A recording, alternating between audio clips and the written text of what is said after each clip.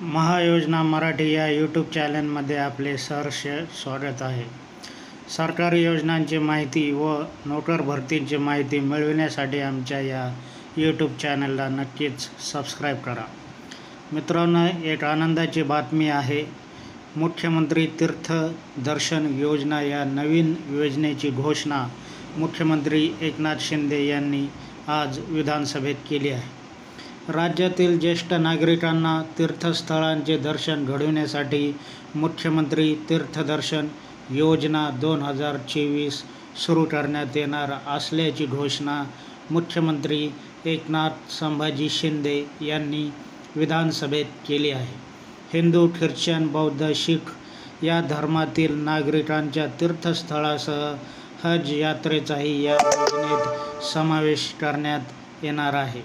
या योजनेसाठी धोरण आणि नियम तयार करून ज्येष्ठांना शासनाच्या माध्यमातून तीर्थस्थळांच्या दर्शनासाठी नेण्यात येणार आहे। आवर्तन पद्धतीने व ऑनलाईन अर्ज मागून ही योजना राबविण्यात येणार असल्याचे प्रतिपादन मुख्यमंत्री यांनी विधानसभेत केले असून चला बघूया विधानसभेमध्ये काय म्हणाले मुख्यमंत्री एकनाथ संभाजी शिंदे। अध्यक्ष महोदय, प्रताप सरनाईक यांनी ही योजना जी आणायची विनंती केलेली आहे, या ज्येष्ठ लोकांसाठी श्रावण बाळांनी पण आपले कावड घेऊन म्हणजे कावड यात्रा केली होती।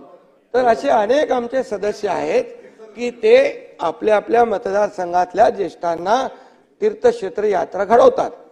आता हज यात्रेला पण काही लोक जातात, ते त्यांची यात्रा करतात आणि म्हणून याच्यामध्ये प्रताप सरनाईक यांनी या योजनेमध्ये हिंदू, ख्रिश्चन, शीख, बौद्ध, जैन धर्मियांच्या महत्वाच्या तीर्थ आहे ना, होतो आहे ना, अरे हो आहे ते तर हज यात्रा आहेच ना। तर याच्यामध्ये या सर्व तीर्थस्थळांचा हे करावा, मुख्यमंत्री तीर्थदर्शन योजना करावी अशी मागणी आहे त्यांची। अध्यक्ष महोदय, मी सांगतो आपल्याला की वयोश्री योजना देखील आपण केलेली आहे। ज्येष्ठांना वयोश्री योजना आपण केली। हॉस्पिटलमध्ये आरोग्याची तपासणी असेल, त्यांना औषधोपचार असेल, त्यांना देखील आपण आरोग्य विभागाला मी सूचना दिलेल्या आहेत। त्यांना एक वेगळं ते गेल्याबरोबर त्यांना उपचार त्यांना मिळाले पाहिजे, ती देखील आपण योजना केलेली आहे।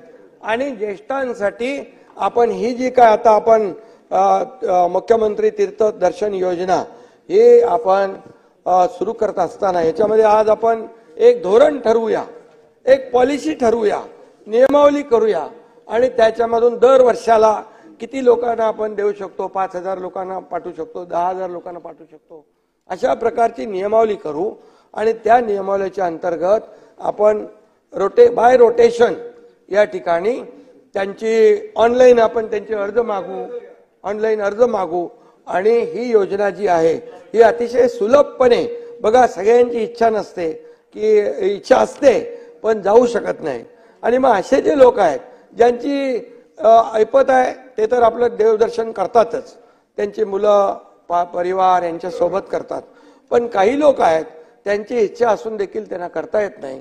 म्हणून अशा ज्येष्ठांना आता ही जी आहे, कारण ही महाराष्ट्र ही संतांची भूमी आहे आणि म्हणून या ज्येष्ठ नागरिकांसाठी मुख्यमंत्री तीर्थदर्शन योजना आम्ही लागू करू आणि